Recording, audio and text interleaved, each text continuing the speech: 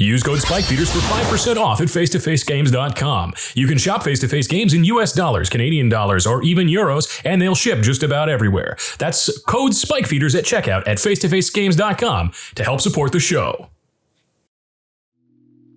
And we are back with Game 5 of MLC Action. In today's game, we've got Josh playing mono white Elesh Norn stacks. This is exactly what it says on the tin. Josh is going to try to drop a whole bunch of hate bears, then buff them with Elesh Norn and attack in for damage. LJ is playing Tymna Kraum Turbo Naz. If you've been watching CDH content for any amount of time, you know what this deck does, but it's looking to crack off an early ad nauseam or ramp into Kraum for beats and card draw.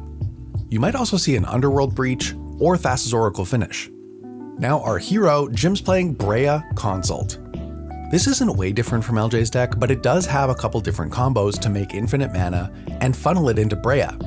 Death is playing Bjorna and Wernog with a Lurrus companion. Turns out it's pretty easy to satisfy Lurrus's condition while playing Thassa's Oracle, Underworld Breach, and Dockside Extortionist. Let's get this three-way ad nauseam mirror underway. Death starts off the game with a pregame effect, playing Gemstone Caverns, pitching Jeska's Will. Then we move to turn 1. Josh draws a card, plays a Snow-Covered Plains, and casts Deafening Silence. Death is not a big fan of that, so he casts Mental Misstep, paying 2 life, which resolves and counters the Deafening Silence. Josh passes the turn. LJ draws a card, plays an Arid Mesa, casts a Mana Crypt, then taps it to cast Talisman of Progress. He passes the turn to Jim. Jim draws a card, plays a Plateau, and passes. Death draws a card, he casts Mana Crypt, then casts Dockside Extortionist with 1 floating. The artifact count is at 2, so when it enters the battlefield, he'll make 2 treasures. He cracks a treasure to cast Culling the Weak, sacrificing Dockside Extortionist. Using the 4 black from Culling the Weak and the floating colorless, Death casts Ad Nauseam. It resolves. Death reveals Flusterstorm, Diabolic Intent, Scrubland, Volcanic Island, Dothy Voidwalker, Alchemist Retrieval, Polluted Delta, Wooded Foothills, Dispel, Drannith Magistrate, Hope of Giripur, Imperial Seal, Dragon's Rage Channeler, City of Brass, Exotic Orchard, Grand Abolisher, Gataxian Probe, Bloodstained Mire, Pact of Negation, Tundra, Swansong, Mystic Remora, Scalding Tarn, Mana Confluence, Tainted Pact, Grim Monolith, Flooded Strand, Badlands, Cabal Ritual, Lion's Eye Diamond, Demonic Tutor, Mana Vault, Fierce Guardianship, and Gilded Drake. He stops there, putting 34 cards in his hand for a paltry 31 life. Pretty good deal if you ask me. He plays a City of Brass as his land for turn. He casts Lion's Eye Diamond. He taps the City of Brass to take 1 to cast Mana Vault. He taps the Mana Vault and casts Grim Monolith with 1 colorless floating. He uses that floating colorless and cracks his treasure to cast Demonic Tutor, then holds priority and cracks his LED. The LED activation resolves immediately, so LJ responds to the Demonic Tutor by cracking his Arid Mesa, grabbing a Tundra. He taps the Tundra and casts Silence. Silence resolves, then Demonic Tutor resolves. We don't know what Death got. Unable to cast any more spells, he passes the turn. Josh starts off turn 2 by untapping and drawing. He plays a Homeward Path, then casts Drannith Magistrate. In Josh's end step, LJ casts Enlightened Tutor, grabbing Smothering Tithe, then passes the turn. LJ starts his turn by untapping, winning his Mana Crypt roll, drawing the Smothering Tithe, then casting it. He takes 1 from the Talisman. Smothering Tithe resolves. He plays a Blood Crypt tapped, then passes. Jim draws, doesn't pay for Smothering Tithe, then plays an Underground Sea and casts a Mox Opal, then passes the turn. Death starts off his turn 2 by untapping. He loses his Mana Crypt flip, taking 3 damage, then loses 1 life to the Mana Vault, and draws a card, not paying for Smothering Tithe. He casts Lurrus, taking 1 off the City of Brass, going to 1, then passing the turn. Josh untaps, draws a card, and also doesn't pay for Smothering Tithe. He casts Stony Silence, then plays Lotus Field, sacrificing 2 lands. He moves to combat, swinging at LJ for 1, and there's no blocks. He moves through his post-combat main phase and passes the turn. LJ untaps, rolls for Mana Crypt, and loses, taking 3. He draws a card, then passes the turn. Jim untaps and draws, not paying for Smothering Tithe. He plays a Flooded Strand and cracks it, going to 39, grabbing a Tundra, then passes. Death untaps, he wins the Mana Crypt flip, but takes 1 to Mana Vault and dies. Everyone passes priority through Death's steps and phases, and Josh kicks off turn 4. He untaps, draws, not paying for Tithe, then plays an Ancient Tomb as his land for turn. He casts Weathered Wayfarer with white floating. He uses the floating 2 to cast Tocatli Honor Guard and passes. LJ starts off his turn by rolling for Crypt, losing and taking 3. He draws a card and passes again. Jim draws a card not paying for tithe. He plays an underground river and passes the turn. Josh untaps, then draws, and pays for smothering tithe. He activates Weathered Wayfarer with white floating. Jim responds by flashing in Opposition Agent. LJ responds to the Opposition Agent by casting Intuition targeting Josh. Josh realizes that the Stony Silence prevents LJ from using the Mana Crypt, so the game is rewound and Intuition is put back in LJ's hand. The Weathered Wayfarer trigger resolves, and Jim gets Urza's Saga from Josh's library. Josh DMs his hand to Jim. It's a Hushwing Gryph, a Snow-Covered Plains, and an Ashes of the Abhorrent. Josh plays a Snow-Covered Plains. He uses the floating mana to cast Hushwing Gryph. He then moves to combat, swinging Drannith Magistrate and Tecatli Honor Guard at LJ. There's no blocks, and LJ goes to 29. Josh passes the turn. LJ starts off by rolling for Crypt, and loses, taking 3 again. He draws a card, then plays Exotic Orchard as his land for turn, and passes. Jim untaps, he draws a card, and plays Josh's Urza's Saga from exile, then passes the turn. Josh untaps on turn 6, then draws and plays a Snow-Covered Plains.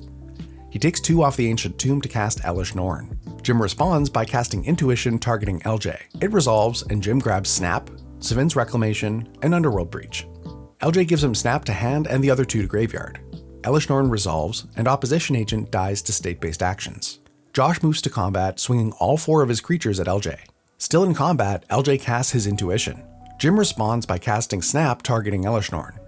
It resolves, returning Elesh Norn to Josh's hand and untapping 2 of Jim's lands. Jim casts Red Elemental Blast, countering the Intuition. With the stack empty, LJ takes 5, going to 21, and Josh passes the turn. LJ untaps, rolls for his Mana Crypt, and this time he wins it. He draws a card, he casts Demonic Tutor, and passes the turn. Jim untaps, draws a card, and takes up Urza's Saga to 2, then passes the turn. Josh kicks off turn 7 by untapping, then drawing a card. He takes 2 off of his Ancient Tomb to cast Elesh Norn, which resolves. Then he moves to combat and swings at Jim for 13. There's no blocks and Jim goes to 26, then Josh passes the turn. LJ untaps, rolls for Crypt, and does not take damage. He draws his card for turn. In LJ's end step, Jim casts Demonic Consultation, which resolves. Jim names Ad Nauseam. In the top 6, Jim reveals Auriok Salvagers, Esper Sentinel, Wishclaw Talisman, Goblin Engineer, and Spell Pierce.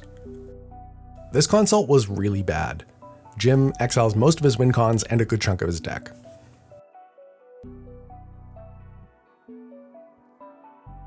Jim takes 1 off Underground River to cast Cabal Ritual with Threshold online.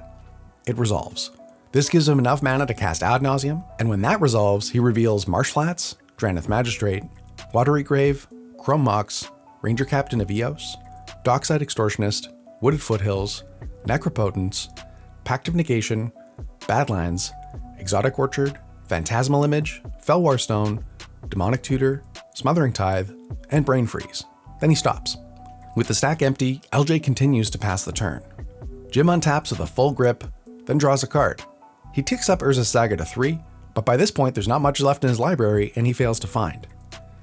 He plays a Badlands, then casts a Phantasmal Image which enters the battlefield as Elesh Norn. He then passes, discarding the hand size.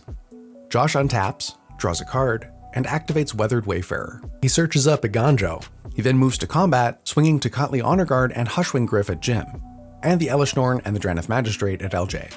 In Declare Attackers, LJ casts Chain of Vapor targeting Elesh Norn. When it leaves the battlefield, Hushwing Gryph and Weathered Wayfarer die due to state-based actions. Josh sacrifices his Snow-Covered Plains, copying Chain targeting Phantasmal Image. This triggers Phantasmal Image's ability, which resolves, sacrificing itself. Jim and LJ take 1 damage each. Josh casts Jeweled Lotus and plays a Snow-Covered Plains as his land for turn. Then he recasts Elesh Norn and passes. LJ untaps, rolls for Mana Crypt, takes no damage. He draws a card for turn, then plays a Plateau and passes the turn. Jim untaps, draws a card, and casts Demonic Tutor, grabbing Cyclonic Rift. He casts Cyclonic Rift targeting Stony Silence, which resolves.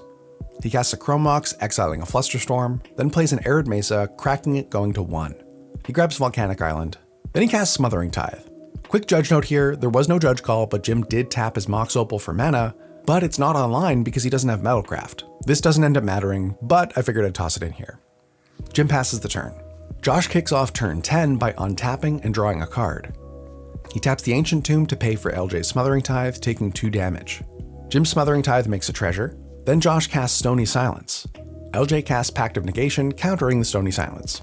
Josh casts Ashes of the Abhorrent, then moves to combat. Tocatli Honor Guard and Drannith Magistrate at Jim, Elesh Norn at LJ. Jim dies, and Josh moves to his end step, where LJ casts Brain Freeze, targeting himself. The storm count right now is at 4. All copies resolve, and he mills 12 cards. Josh continues to pass the turn, so LJ untaps, then pays for his Pact. He rolls for Crypt and does not take damage. He draws a card, plays a Hallowed Fountain tapped, and passes. Josh kicks off turn 11 by untapping, drawing a card, and moving to combat. Josh swings at LJ for 10 damage with all 3 creatures, and there's no blocks. He casts Oketra's Monument and passes. LJ untaps, takes no damage off of his Crypt, and is hoping for one perfect top deck. He draws a card, but that wasn't it.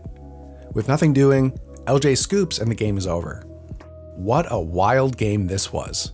2 people essentially died to their own ad nauseum, and Josh gets there off the back of Tocatli Honor Guard. MVP for this game, absolutely. Through 5 games, I'm now at a record of 1, 4, and 0, which is not bad, but could be a little bit better. That's it for this week. We'll catch you in the next one. Huge thanks to all of our patrons. We love trying new things like this, and your support really makes it possible. Hey, thank you for checking out the Spike Feeders on YouTube. If you're not subscribed yet, make sure you hit that subscribe button before you close the window. You can click on this link to check out our other great videos.